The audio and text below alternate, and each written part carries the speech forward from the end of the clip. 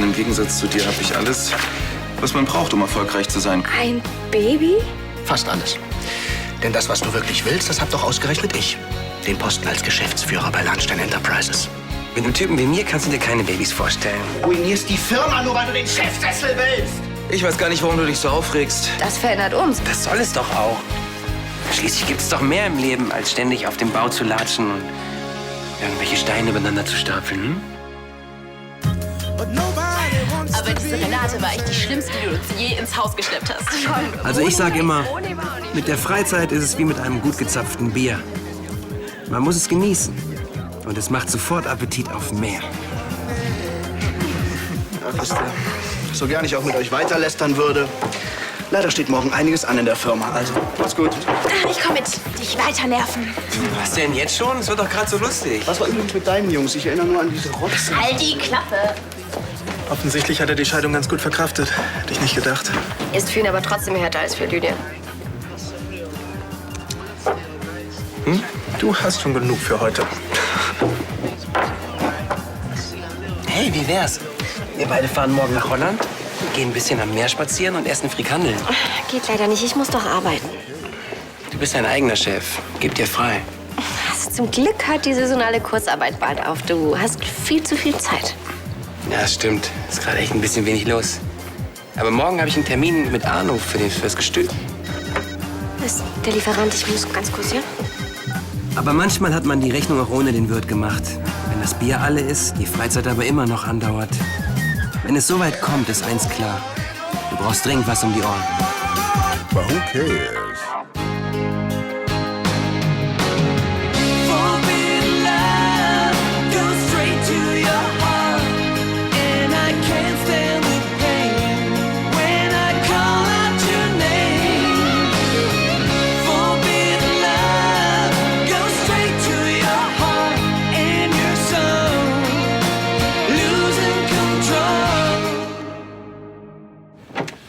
Ja, hier die Sattelkammer, die ist natürlich viel zu klein für einen Betrieb mit Dutzenden von Pferden.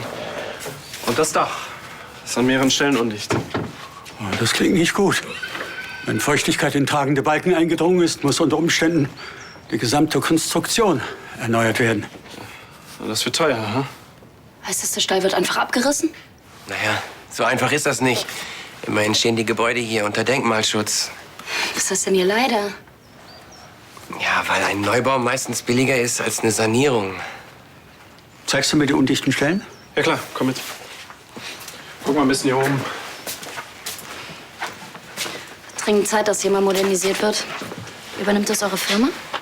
Mal gucken, ob sich in den Terminkalender noch was reinschreiben lässt. Aber mach dir keine Sorgen. Wenn die Lahnsteins einen Stall haben wollen, dann kriegen die schon einen. Egal von welcher Firma. Hauptsache, es passiert bald was. Solange die Pferde keine nassen Hufe kriegen. Also die Substanz ist schon mal super. Ich würde hier gerne mal renovieren. Aber ich dachte, eure Firma ist auf Häuser und so spezialisiert. Ja, ich war mal in der Tischler AG und mein geschnitzter Papagei ist heute noch Legende. Verstehe. Vielleicht fallen ja bei der Renovierung ein paar Balken für dich ab. Kannst dich austoben. Oh, scheiße. Was denn? Ein Splitter. Naja, aus dem Balken wird schon mal kein Papagei. Zeig mal her. Das geht schon. Geht schon. Die Hand wird mir schon nicht abfallen. Naja, hoffentlich. Wer soll denn sonst die Pferde striegeln? Uns allen ist völlig klar, dass da einiges auf uns zukommt. Für einen professionellen Zuchtbetrieb brauchen wir diese Modernisierung. Ich mache dir eine Kosteneinschätzung. Was ist denn dein Eindruck? Das Holz ist trocken, die Substanz solide und vor allen Dingen kein Schwamm in sich. Also könnte man alle Balken erhalten. Und an die Statik müssen wir auch nicht ran. Das hört sich doch sehr gut an. Können wir denn mit Brandnerbau rechnen? Leider nein. Wir sind dafür nicht spezialisiert. Schade, wir hätten euch gern an unserer Seite. Außerdem hätte ich wirklich niemanden, den ich abstellen könnte für die Leitung des Projekts. Tut mir wirklich leid. Na gut, dann müssen wir uns nach einer anderen Firma umsehen. Danke, Arno.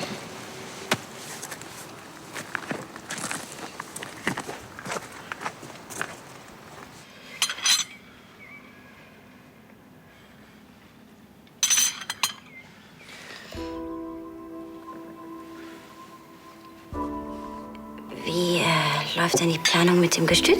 Gut. Ludwig bespricht gerade mit Arno die Umbaumaßnahmen.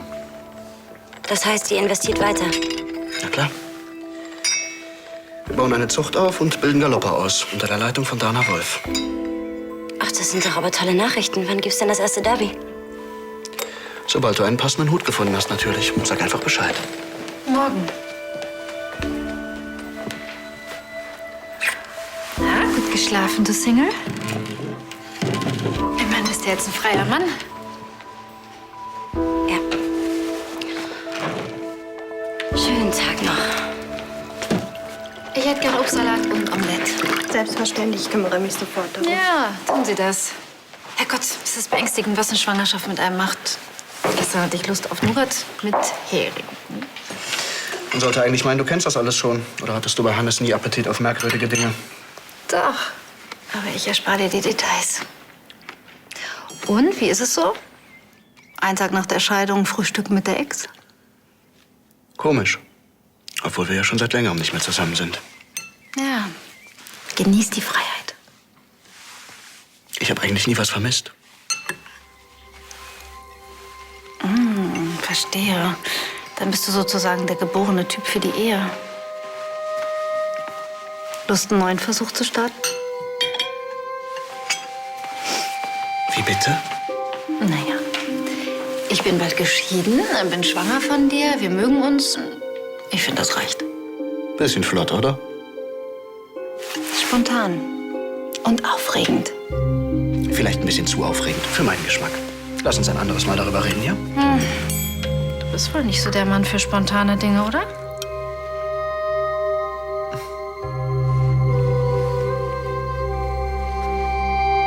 Das ist aber ein super interessantes Projekt. Ja, natürlich. Aber für Brandenburg würde sich der Aufwand nicht rechnen. Ist was fürs Prestige. Von Prestige allein kannst du keine Arbeiter bezahlen. Kann ich trotzdem mal in diesen Plan reingucken? Ja, natürlich, du kennst dich ja aus. Ich gehe essen. Guten Appetit.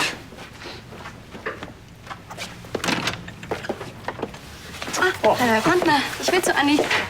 Hey. Na, neue Kunstgeschichten ausgegraben. Ja, ich kann mir heute Nachmittag 2 Exponate für unsere Auktion ansehen, aber vorher hole ich dich zum Mittagessen ab. Was machst du denn da? Ich war mit Arno bei euch auf dem Gestüt. Dein Vater will es ja sanieren lassen. Da habe ich übrigens auch diese Dana kennengelernt. Ja, die ist nett. Ja, wir haben über Sanierung gequatscht. Will Brandnerbau das Projekt übernehmen? Naja, er war jetzt nicht so begeistert, aber ich fand es eigentlich ganz spannend. Ja, weil das ist ja gar nicht eure Baustelle. Tja, man muss eben manchmal was anderes machen. Und ich will mir diese Pläne jetzt eben mal genauer ansehen. Also kein Mittagessen. Tut mir leid, ich habe voll was zu tun. Manchmal muss ich eben auch arbeiten.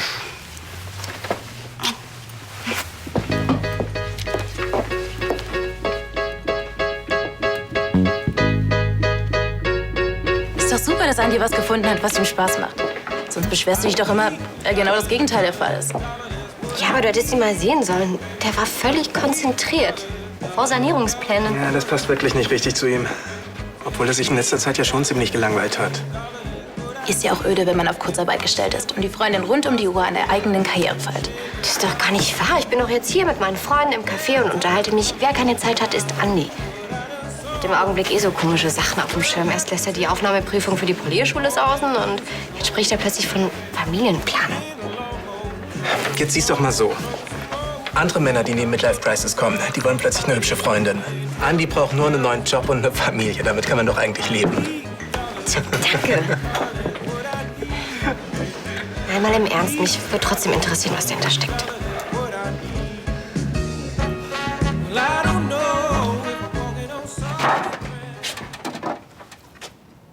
Du bist ja immer noch hier. Oder schon wieder? Das sagt genau die Richtige. Ich arbeite hier, das ist ja wohl was völlig anderes. Ich auch, wie du sehen kannst. Wie geht's in deiner Hand? Geht schon. Heißt das, ihr baut den Stall jetzt tatsächlich um? Naja, mein Chef wollte das Projekt ablehnen, aber ich würde es gerne alleine durchziehen. Obwohl du von Stallungen und Pferden überhaupt keine Ahnung hast? Ich muss ja auch kein Finanzfreak sein, um eine Bank zu bauen, oder? Büros sind die eine Sache, aber einen Stall zu planen, eine völlig andere. Mein Gott, hier kommen ein paar Pferde rein. Wie schwer kann das denn sein? Wie groß muss denn eine Box sein? Mit 15 Quadratmetern sind sie dabei. Auch für Rennpferde? Das kann man ja recherchieren. Die Größe der Box bestimmt. Aber wenn es an die Außenanlage geht, dann muss man auf viele Faktoren achten. Glaubst du, das ist mein erstes Projekt? Allerdings. Sonst hätte Herr Brandner dir ja gleich die Leitung überkriegen. So wie ich das sehe, bekommst du den Job nur, wenn du weißt, was du tust. Und das bedeutet, dass du dringend dein Wissen über Pferdehaltung auffrischen solltest. Auffrischen wäre gut, ja. Dann musst du dir jemanden suchen, der dir hilft. Herr Brandner konnte mir noch nicht mal einen Projektleiter zur Seite stellen. Er wird mir garantiert keinen Pferdeflüsterer bezahlen. Gute Nachrichten. Heute ist dein Glückstag. Und was hast du dann davon?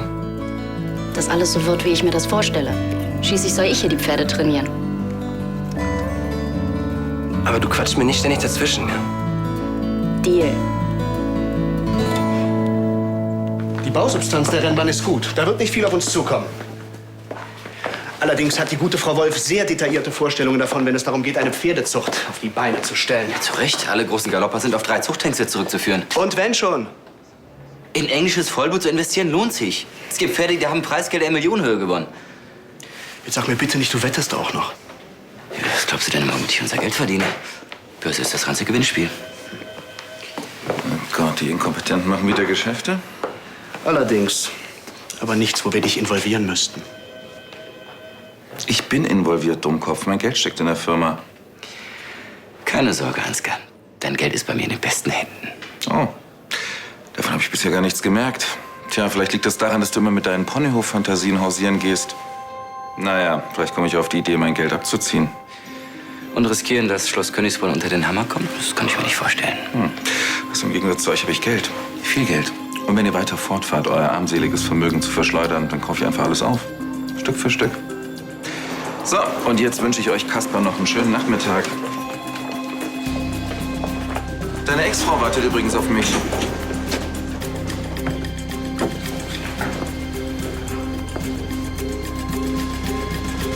Du willst das alleine machen? Ja. Das heißt nein. Also diese neue Pferdewirtin, Dana Wolf. Sie wird mir helfen. Sie kennt sich ja aus mit den Pferden und ich halt mit dem Rest. Ist dir eigentlich klar, was es bedeutet, ein selbstständiger Unternehmer zu sein? Behörden, Papierkram. Aber dafür kann ich jemanden einstellen. Ja, du überschätzt dich. Wenn du glaubst, du kriegst die Logistik für ein solches Unternehmen auf die Beine gestellt. Traust mir das also nicht zu, ja? Sagen wir so, Andi. Ich sehe deine Talente nicht gerne im Management. Und was ist, wenn ich einen Sanierungsplan ausarbeite? Kriege ich dann Feedback? Wenn du einen Sanierungsplan bringst, ja, den schaue ich mir an. Danke. Und ich zahle. Also ich würde sagen, wir machen die Box einfach größer, weil Platz haben wir ja genug. Also, das hier sind die Stutenställe und das die Hengstställe. Was? Warum denn für jeden einen eigenen Stall? Das sind 2 völlig unterschiedliche Bereiche. Die Stuten sind zur Zucht und die Hengste laufen das Rennen. Ja, das war ja klar. Die Männer dürfen arbeiten und die Frauen machen sich einen Launen, oder wie? So ungefähr.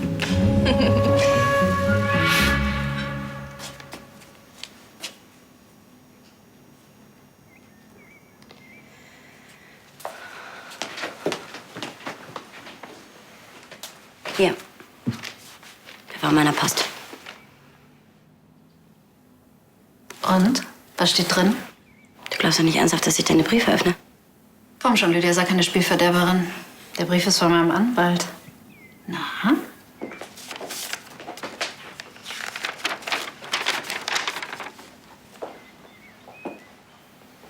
Das kann er wohl nicht machen. Schlechte Nachrichten? Sag doch mal her.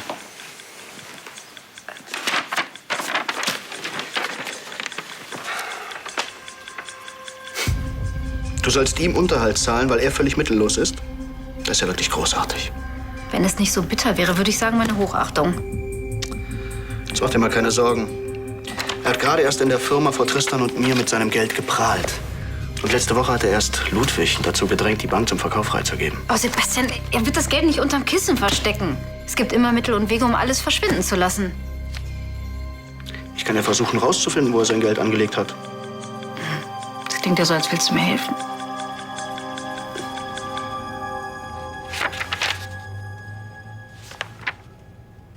Scheinst es ja wirklich ernst zu meinen. Ja. Ich möchte auch mal was auf die Beine stellen. Naja, das Gestöt, ich kenne Ludwig. Wenn mein Sanierungsplan was taugt, dann gibt er mir den Auftrag. Der neue, hartnäckige Andi. Was? Was ist denn jetzt? Ist der Sanierungsplan nicht okay? Diese Dana Wolf. Hat die in der Sache einen guten Draht zu dir? Ich glaube schon. Vor allem, sie kennt sich echt sehr gut aus mit Pferden.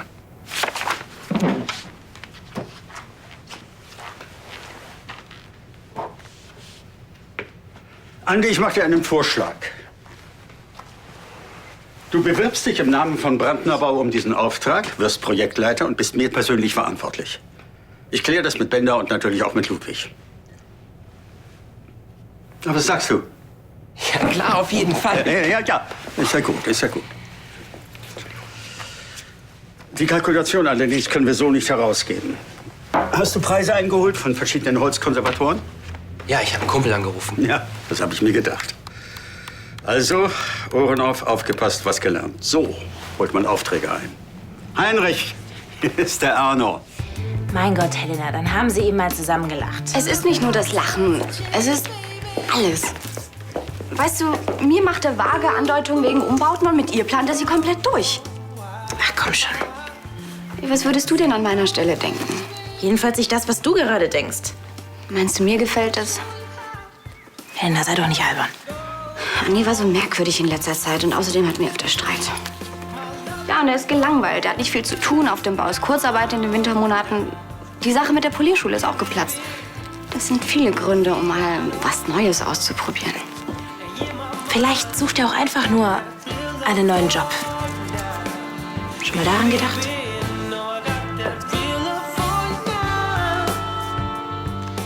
Die ganze Holzkonstruktion ist zum Glück in einem sanierungsfähigen Zustand. Das meinte Arno ja auch schon. Naja, hier und hier müssen wir die Wände rausnehmen, um die Boxen im Hengstall zu erweitern. Die haben dann direkten Zugang zum Sattelplatz und zum... Zu den Paddocks. Und was ist mit dem Trainingsgelände? Ist auch in einem optimalen Zustand. Da müsste nur von einem Landschaftsgärtner der Rasen aufbereitet werden und wir bräuchten eine neue Beregnungsanlage. Ja, das scheint ja alles Hand und Fuß zu haben. Von welchem finanziellen Rahmen sprechen wir eigentlich? Die Kalkulation findest du ja im Anhang.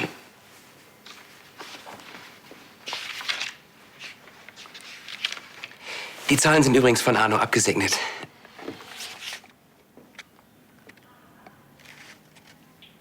Und du wärst der verantwortliche Bauleiter?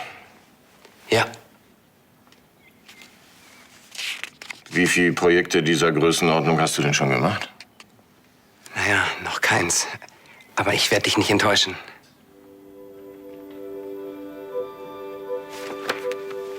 Das glaube ich auch.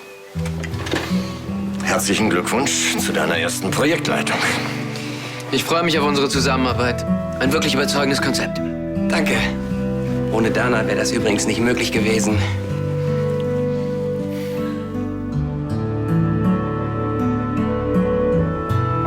Ich habe überall herumtelefoniert. Es gibt absolut keine Möglichkeit, der Nummernkonto nur durch einen Namen ausfindig zu machen. Bestimmt haben weder Ansgar noch Maria irgendwo ihren Namen angegeben. Verdammt nochmal! Und ich dachte, wir hätten endlich eine Möglichkeit gefunden, wie wir Ansgar zu packen kriegen. Die haben wir. Ach ja? Du weißt doch noch, dass du dich damals immer über meinen Fechtunterricht kaputt gelacht hast. Ja, zu Recht. Du kamst ja immer vor wie ein Musketier. Ich hatte damals diesen Kumpel. Jean-Jacques Rodier? Ah, ich erinnere mich. Das war doch der, mit dem du immer diese Fechtübungen im Speisesaal gemacht hast. Und deshalb musste ich immer beim Internatsleiter auf der Matte stehen. Und dessen Familie diese sehr, sehr alte und sehr, sehr einflussreiche Schweizer Privatbank hat. Wie geht's ihm eigentlich? Keine Ahnung, ich sollte ihn mal wieder anrufen. Ja, sowas kann nie schaden.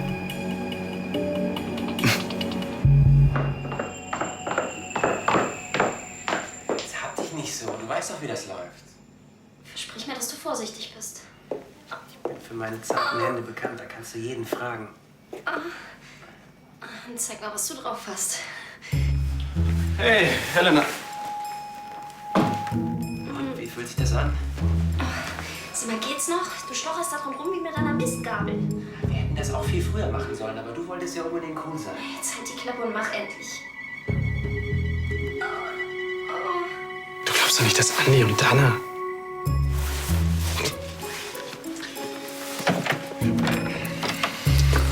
Was macht denn ihr da? Madame hat einen Splitter im Finger und stellt sich an wie die Prinzessin auf der Erbse. Hey, und du kommst genau richtig. Du kannst mir nämlich gratulieren. Ach ja? Ja? Ich bin nämlich seit heute offiziell der Projektleiter für den Umbau des Lahnsteingestühls. Dana und ich haben ein Sanierungskonzept ausgearbeitet und Ludwig hat's akzeptiert. Fritsche, du bist der Größte. Ja, da sagst du mir nichts Neues. Verrat du mir lieber mal, warum ihr da so in der Tür rumlungert und nicht gleich reinkommt. Wir wollten euch nicht stören. Stören? Wieso? Dana, zeig doch mal deinen Splitter. Oh, das sieht böse aus.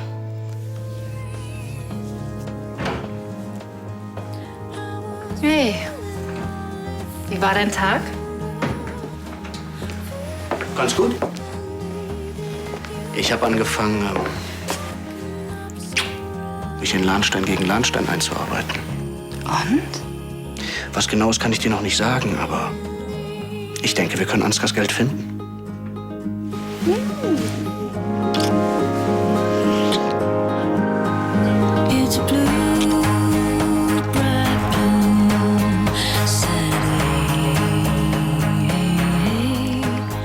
Oh Mann, wenn ich das mit dem Gestüt ordentlich wuppe, dann kommen bestimmt neue Aufträge rein. Du könntest dich allerdings auch als Arzt versuchen. Ja, wie du Dana den Splitter ziehen wolltest, das war echt große Kunst.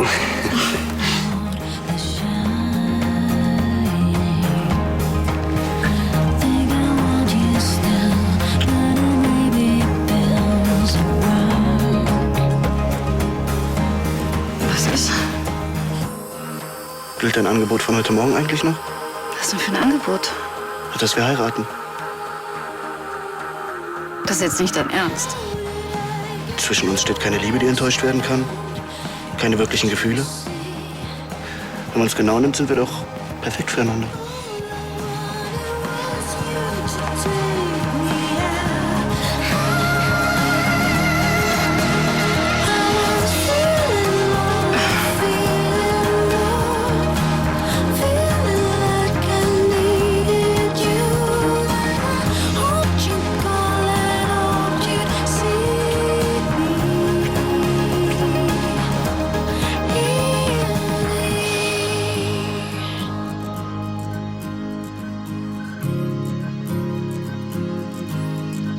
Freizeit wird eindeutig überbewertet.